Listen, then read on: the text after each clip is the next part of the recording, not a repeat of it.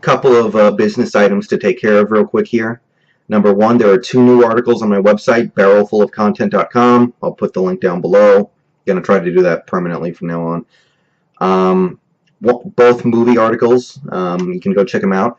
The second one, the Dwayne Johnson one, is incomplete because I need to get some images off my other computer and put them on the article. But the article is still fine. The images just help it. So I'll be taking care of that tomorrow. But I just wanted to make sure I got it up today because I kept putting it off. Second, I redid the layout of my website. Changed things around a little bit. I redid the color scheme. I think it looks nicer now. So check it out. Hopefully you like it better too.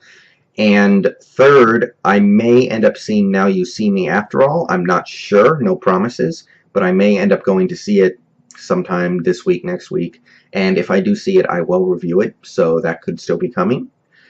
And fourth, I will be writing and I will be making a video about the NBA Finals that start on Thursday. You will see my video for the NBA Finals tomorrow, and you will see my article before Game 1 starts. So prep for that. Now, that's not what I'm here to talk about today. I'm here to talk about the next generation of video gaming. I'm a gamer. I'm a hardcore gamer. I play everything. You know, I wasn't a gamer when I was really young. I started with the PlayStation 2 in 2001, played a ton of PlayStation 2 games, got an Xbox later on, played a bit of that, got an Xbox 360, got a PS3, got a Wii, got all kinds of different computers. I've done a little bit of emulation. I played some Game Boy.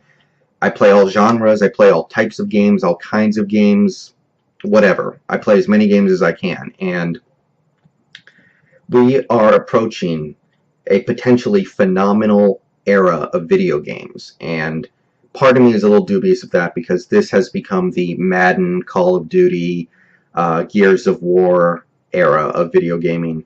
But I'm not here to be negative. I'm not here to criticize some elements of the gaming industry right now that I don't like. I'm here to talk about the positives. And the positives are E3 is just a couple days away. We've heard a lot about the next generation systems, the PS4 and the Xbox One, and I'm going to talk a little bit about them. Today I'm going to be focusing on the PlayStation 4 and comparing it to the PlayStation 3 so we can get a good grip on how powerful this thing is going to be and what it might cost and what the games are going to be. So if you haven't done any PlayStation 4 research yet, this video will hopefully fill you in on all your knowledge gaps. And you can also tune into E3 over the next week plus, and you should get a lot of good information out of that. So the 8th, I believe it is the 8th generation of gaming is upon us. It might be the 9th. I can't remember exactly how the math works. But we are getting next generation systems, and today we're going to be talking about the Sony PlayStation 4, which has emerged as the clubhouse leader when it comes to the next generation of gaming. It's too early to promise anything yet, but right now people are warm toward the PS4. So, what do we know? Release date, Q4 2013. We don't have an exact date yet. We will probably get one at E3, but the best projections are mid to late November, right before Thanksgiving, right after Thanksgiving, during Thanksgiving, something like that. That'll be exactly 7 years after the PlayStation 3, which is fair. Now, here are some specs, and this is where I'm going to try to break down things the best way I can because it's difficult to recognize at face value what these mean. The CPU, or the Central Processing Unit, is an 8-core AMD x86 to 64 architecture, and that makes it 9 times faster than the PS3 in most estimations. PS3 used a 3.2 gigahertz cell architecture. Now, because of this change in architecture, you will not be able to play any old PS1, PS2, or PS3 games on the PS4. Different architecture can't handle the same games. However, the fact that it is using the x86 to 64 architecture means that it is using the same architecture as PC games, meaning it will be easier for developers to develop games for the PS4. The PS3 was infamously hard for developers to develop games for. Because of the new PS4 architecture, it should be much easier. That means better games, that means more games, that means faster games. And again, 9 times faster than the PS3. Graphical processor unit, or GPU, is capable of 1.84 T-flops and for those of you who aren't familiar with this term, I actually looked it up very recently. T-flops is trillions of floating point operations per second. So the GPU of the PlayStation 4 is capable of performing almost 2 trillion floating point operations per second. The PS3 was capable of 1.8, so that's a very small difference. The PS4 is improving in other ways that don't involve the graphics. So in terms of pure raw graphic processing ability, PS4, very small upgrade from the PS3. Big part of this is because you can't get that much better than the PS3. To give you a frame of reference, the Xbox 360 was capable of 0.23 or 24 T-flops per second. The Xbox One projects to be capable of 1.23 or 1.24 T-flops per second. PS4 still way out in front. Memory, short-term memory, random access memory, 8 gigs of DDR5 memory with a maximum bandwidth of 176 gigabytes a second. The PS3 had half a gig, or 512 megabytes, of total RAM with a max bandwidth of 54 gigs per second. So basically the PS4 has 16 times as much short-term memory. You can imagine how big of an impact that could have on big sandbox style games, or games that have a lot of things going on that require short-term memory. Frame of reference, the state-of-the-line PC that I bought 10 years ago had half a gig of RAM. The state-of-the-art PC that I personally built a couple months ago has 8 gigs of RAM. So that's 10 years of progress from the PS3 to the PS4. Optical drive. What we know so far is that the Blu-ray drive for the PlayStation 4 will be able to read Blu-rays at 6x speed, or 27 megabytes a second. PS3, 2x, or 9 megabytes per second. To put it simply, the PS4 optical drive is 3 times faster than the PS3. Hard drive. Hard drive size. This is big to me. This is important. Unknown. Built-in hard drive, probably not swappable. Hopefully that won't be a problem. Very large size has been promised by Sony. Now, the PS3 came in increments of 20, 32, 40, 60, all the way up to 500. So, if the biggest PS3 models were 500 gigabytes, and they're promising very large for the PS4, that tells me it's going to be bigger. So I hear that and I think 1 terabyte at the very least is going to be one of their early models. So that should be big enough to prevent any future problems. It will prevent the need of ever using memory sticks, hopefully. And if they want to make hard drives swappable, or they want to make hard drives external in the future, that's great. But if they give me a 1 terabyte hard drive at launch, then that is the model I will be buying at launch, because I want the biggest hard drive they can have. And if they eventually do a 2 terabyte version, I'll be all over that. I want the maximum amount of hard drive space. Input-output, 3 USB ports. They are USB 3.0, plus an auxiliary. And that compares to the PS3, 2 USB 2.0 ports. So it's 1 more port, and it's a faster USB port. Now the controller. The controller is about 80% more sensitive. The DualShock 4, it has a AMAH score of 1000 compared to 610 for the PS3. It weighs less than 20 grams more. The DS3 weighed 192 grams. The DS4 will weigh 210, which is pretty much not detectable. And it has a 2-point touchpad. Don't know what they're going to use that for, but there you go. Camera. Based on the data I was able to find, it'll be capable of 1280 by 800 at 60 Hertz, 640 by 400 at 120 Hertz, and 320 by 192 at 240 Hertz.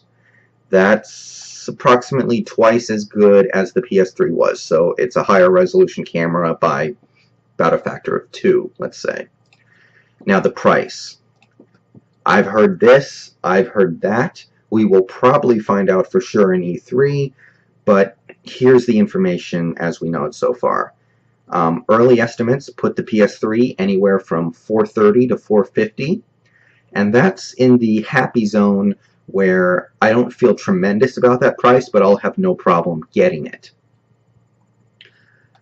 Now, the PS3, I believe, started at $500 in America. It might have been even $600, so that is a big improvement. But there are people out there, several reputable sources, who claim that it only costs about $275 for Sony to manufacture one PlayStation 4. Materials, labor, all that, $275. And if you want to be really safe and say it's actually $300 because of shipping and shit like that, you're still talking about a system that costs $300 to make and market and distribute.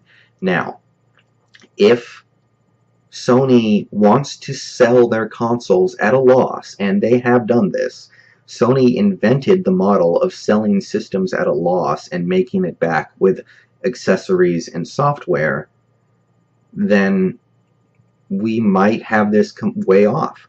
Maybe they're going to sell the PlayStation 4 at $300 a model. Maybe they'll even do it at $250. I don't think they will, but if you do the math on these things, maybe that's the best way for them to move forward. Rumor has it that Sony is planning to ship a bold 16 million PlayStation 4 units before the close of 2013. That's very bold. And if they want to do that, they're going to have to make their system as cheap as possible, and they're going to have to order components at a bulk rate so the price of the components goes down. If they order their parts in bulk and the price of manufacturing each PlayStation 4 goes down, it may be possible for them to sell PS4s at $300 each and still make money. A lot of people say that's impossible. The Wii U is even more expensive to make than that. The Wii U has the touchpad, which makes up about half of the cost of manufacturing a Wii U. This is way different. So, with all this in mind, I think a good launch price for the PlayStation 3, just bare bones system, probably the 500 gig hard drive, is going to be $350. And I think it's going to be $400 for the 1 terabyte hard drive version. With, I'd say both versions come with one controller. And I will be more than happy to pay that. I don't think $400 is that much for a system this powerful. So that's my estimate on the price. I think you are going to be looking at $350 for a base system with half a terabyte of hard drive space. And I think it'll be $50 more for an extra half a terabyte to make a full terabyte. But we'll know more at E3. Now, here's the most important part, the games. Let's talk about the games that will be available for the PlayStation 4 apparently at launch. So let's go through the exclusive titles. I've made a list of the ones that I've found so far. Drive Club, racing game. Final Fantasy Project Mysterious, rumored to be Final Fantasy 15, exclusive. Infamous Second Son, part of a successful Sony franchise. Killzone Shadowfall, part of a somewhat successful shooter franchise. Knack, a hyped platformer series that is probably trying to do what Jak and Daxter did for the PlayStation 2. And a Super Stardust sequel, which is a shoot-'em-up game that will be probably free to play and downloadable. There are a couple others. There's a survival horror game called Something Basement that I just heard a little bit about, but I haven't heard anything confirmed yet. But those are the big ones. Now, multi-platform games. These are games that are available either on PC and or other systems. Assassin's Creed 4, Battlefield 4, Blacklight Retribution, Call of Duty Ghosts, Carmageddon Reincarnation, Destiny, a first-person shooter made by the guys who did Halo. Diablo 3 port, Dying Light, first-person shooter that's getting a little bit of hype. The Evil Within, a survival horror game. FIFA 14, Madden 25, NBA Live 14, Need for Speed Rivals Racing, Project Heart and Soul, a Western RPG that is promising to change the genre somehow. I don't know if I totally believe that, but we'll see. The Witcher 3, Wild Hunt. I have the first two Witchers, haven't played them yet. The Witness, a puzzle game. Thief. I'm a fan of the Thief series. I'm excited to see they're actually going to make a new one. UFC fighting game. War Thunder, a flight simulator, and this one is getting some steam. Watch Dogs, a stealth game. So that's what we know about the PlayStation 4 so far. Are you excited? Are you not so excited? Are you leaning towards another system? Are you leaning towards this one? What do you think? So let me know how you feel. I'm excited for this PlayStation 4, guys. I think this is going to be really good, and Sony has an opportunity to do some real damage this generation. But I'll make more videos about this in the near future, but watch out for E3.